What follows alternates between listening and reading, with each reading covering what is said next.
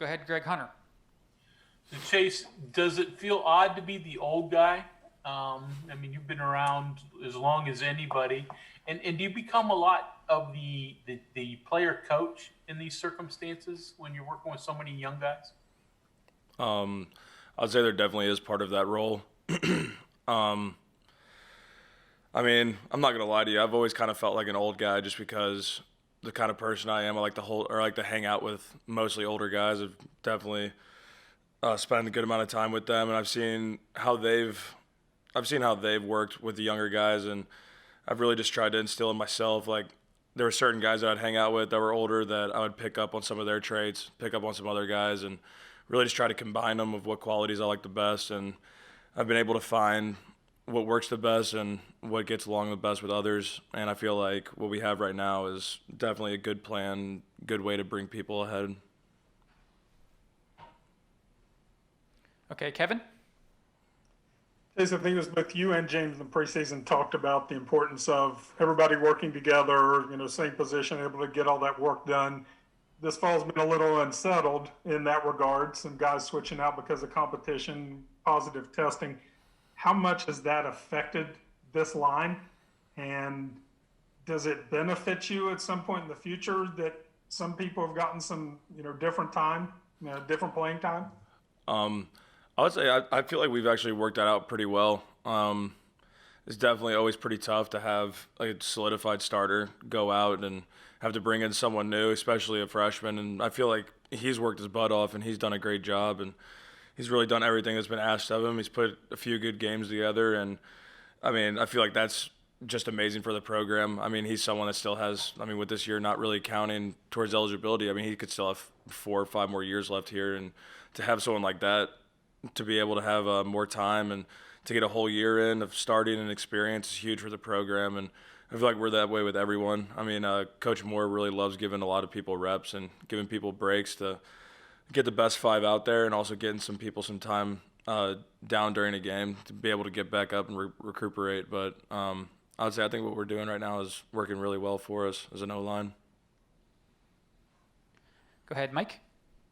Hey, how's it going? How we doing? I'm doing great, thanks. I was curious about the week of the Baylor game and how crazy that was, because it sounded like you guys had plan A, James has his test, and then it goes to plan, I don't even know if B covers it because it was so different. But what were you doing that week, and how quick, how herky-jerky was that adjustment, the day before the game? To be honest, it was pretty wild. We had a lot of guys getting reps, and I feel like that really – with how much stuff we were trying to do, it really did work out in our favor because they had me working some tackle and some guard during practice. And, I mean, I was able to get the fronts, get the personnel, understand all of that, and try and work on my craft to be able to be ready to play the game. But we also had Zach Frazier playing center, which really helped him be able to recognize the offense and be able to basically lead the offense out there.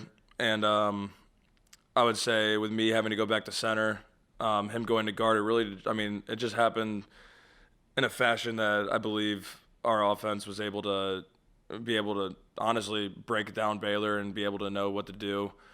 But, I mean, that's something that happens all the time in football, especially at O-line. People go down, people get hurt. You just got to be able to roll with the punches and be able to get through it, and I think that we did a great job on that. Chase, I have a question submitted to us from Bob Herzl. Your career here, you've been through a lot between injuries and changing positions, starting, not starting, all of that. So having been through everything that you have and whatever you do from here on out, does that make you feel like you've given your all here? Yeah, I would definitely say that. I mean, it's just been a roller coaster ride, and I always tell Coach Moore that the kind of person I am is that get to the top of the roller coaster, I'm always looking down. You never know what's going to come next, but you always got to be prepared in life for the bumps and bruises that come along the way. And I mean, I say that's just the way my career's been. It's always been, hey, you didn't have it out there. You're going back down to second string. And it's one of those things for me personally that I took it as a test and wanted to prove myself as being the best candidate out there. And I mean, I would say that when it's happened, I've always gotten game reps, and then the next game I was starting, and it's just something that I really take a lot of pride in. The competition aspect of it is just something I've really embraced. Back to you, Greg. So Chase, no, surprise that you guys had struggles last year. How much did you take that to heart that you guys didn't run the ball as effectively as you want in terms of your offensive line? And then why this year have things all of a sudden improved so greatly in that area?